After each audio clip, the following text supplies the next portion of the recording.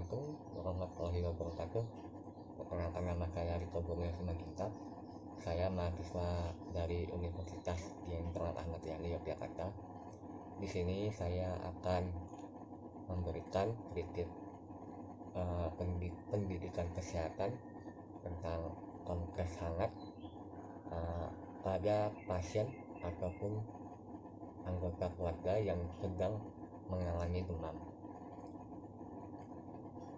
Di sini waktunya kurang lebih 5-10 menit untuk pemberian pendidikan kesehatan.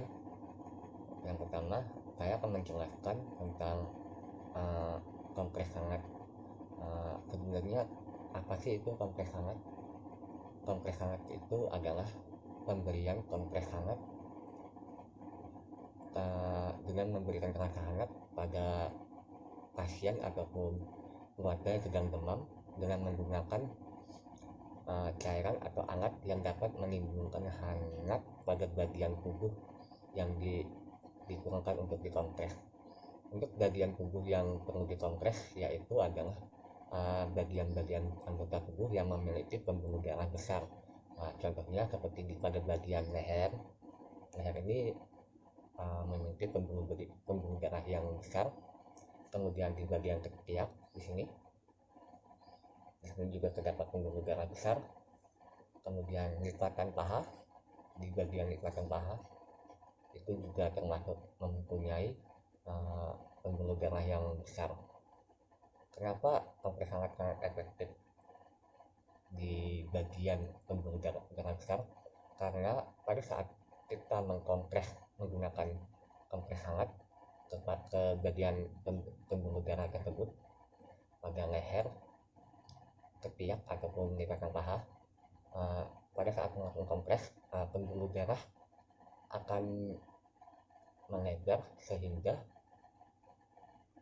akan membantu tubuh untuk mengeluarkan panas yang ada di dalam tubuh, sehingga panas yang keluar ke tubuh akan menyebabkan suhu tubuh berkurang. Sehingga kenapa kompres sangat lebih baik untuk dilakukan pada pasien dengan demam, yaitu karena hal tersebut. Untuk tujuan kompres hangat sendiri, yang pertama ini membuat atau memberikan rasa nyaman, hangat, dan tenang kepada pasien yang sedang demam. Kemudian yang kedua, untuk mengurangi rasa nyeri ataupun sakit pada bagian tubuh seperti otot dan peradangan.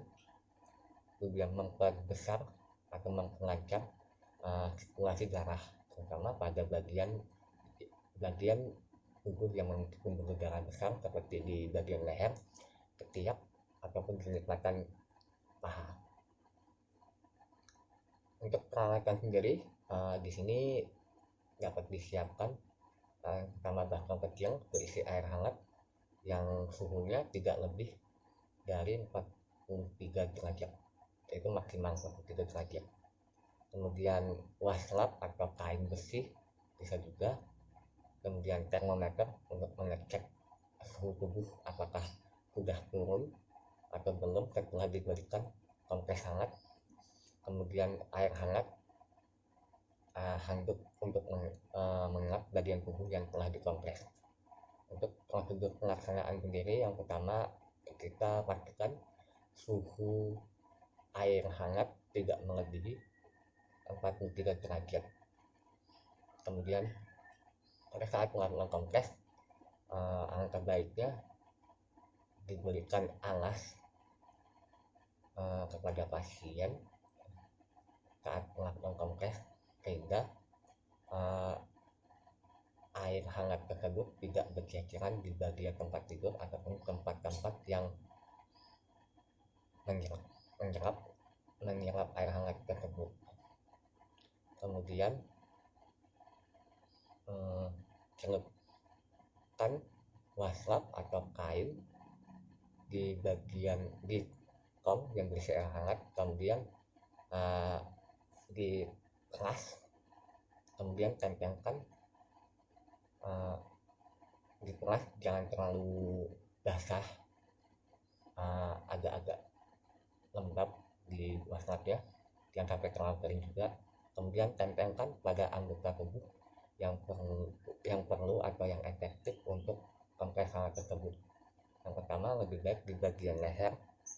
Di bagian leher kurang lebih sekitar 10 sampai 15 menit. Setelah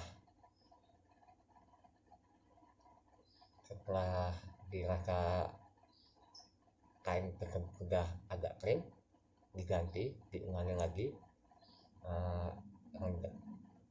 direndam ke baskom ataupun foam hangat, kemudian diperas lagi, kemudian tempelkan di bagian kedua ketiak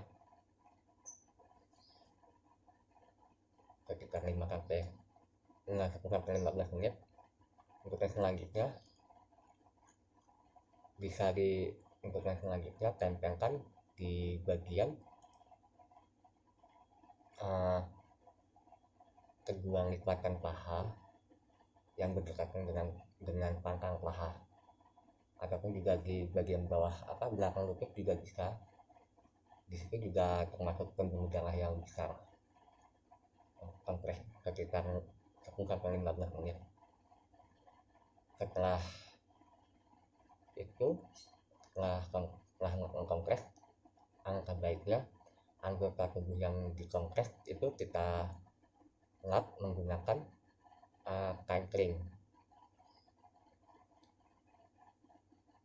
Tetapi jangan kita gosok-gosok di area yang kita kompres tersebut,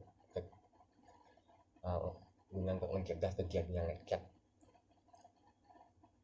Kemudian setelah itu anjurkan kepada pasien ataupun keluarga yang sakit untuk menggunakan pakaian tipis,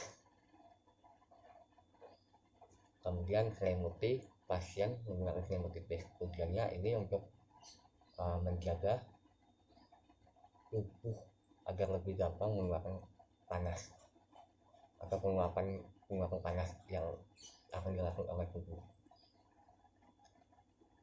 Untuk perhatian, untuk air hangat itu tidak boleh terlalu panas. Suhu maksimal itu 43 derajat. Kemudian hindari kulit yang sedang terluka ataupun luka kulit yang terbakar. Sebelum kompres, dulu pastikan bahwa pasien itu memang benar-benar sedang demam. Kemudian untuk yang selanjutnya, untuk demam, pada demam sendiri ini yang perlu diperhatikan, yaitu jika pasien demam pada hari pertama itu, untuk demam yang mungkin bukan demam biasa, untuk hari pertama itu untuk hari pertama sakit itu pasien panas mendadak terus-menerus disertai dengan badan yang lemah dan lesu. Kemudian untuk tahap selanjutnya yang agak sulit dibedakan apakah itu demam biasa atau bukan. Untuk hari kedua dan ketiga timbul bintik-bintik seperti perdarahan, kemudian lebam atau ruam pada kulit, muka, dada, lengan, kaki, dan mungkin disertai nyeri di bagian ulu hati juga di sini. Kadang-kadang juga bisa mimisan, BAB berdarah. BAB berdarah ini bisa berwarna kemerahan pada saat BAB, atau juga BAB-nya berwarna kehitaman. Itu yang menandakan kalau misalnya BAB berdarah. Kemudian muntah darah. Bintik-bintik ini lebih mirip dengan bekas gigitan nyamuk. Untuk membedakannya apakah ini bintik yang digigit oleh nyamuk atau digigit pendarahan. Yang pertama dengan cara seperti renggangkan kulit yang ada pendarahan seperti ini, dilihat. Jika bintik merah tersebut hilang, berarti bukan tanda-tanda dari demam yang bisa disebut demam berdarah. Untuk antara hari ketiga sampai ketujuh, panas akan turun secara tiba-tiba dan ada kemungkinan lain pada pasien tersebut. Tapi penderita sembuh, atau yang kedua keadaan memburuk disertai dengan pasien yang gelisah, ujung tangan dan kaki dingin, dan banyak mengeluarkan keringat. Bila keadaan berlanjut terjadi kegiatan atau bisa disebut lemah lunglai, denyut nadi itu lemah atau tidak teraba, dan kadang-kadang kesadaran bisa menurun. Jadi yang terbaiknya ketika keluarga menangani demam, jika demam tidak berkurang 2-3 kali 24 jam, langsung dibawa ke rumah sakit untuk mendapatkan pengobatan atau terapi lebih lanjut, sehingga mencegah untuk kejadian hal yang tidak diinginkan. Kemudian untuk pasien demam sendiri, hal-hal yang perlu diperhatikan yaitu yang pertama, jika pasien demam, lakukanlah kompres hangat.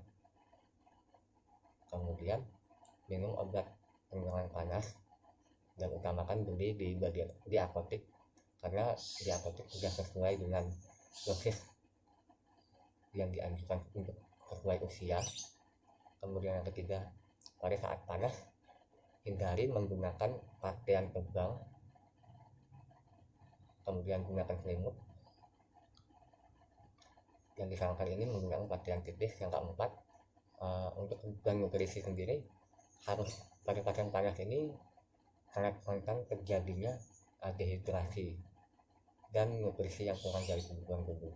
Walaupun saat sedang panas, pasien juga harus diberikan makan dan minum yang banyak guna untuk mengganti cairan tubuh yang hilang akibat panas yang diderita.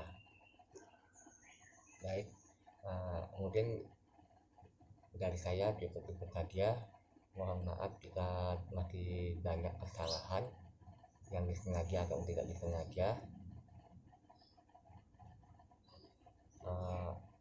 Video ini dibuat untuk memberikan tambahan informasi tentang penanganan yang baik untuk pada pasien demam. Mohon maaf juga jika masih banyak dalam pembuatan video ini masih jauh dari kata sempurna. Saya akhiri, wassalamualaikum warahmatullahi wabarakatuh.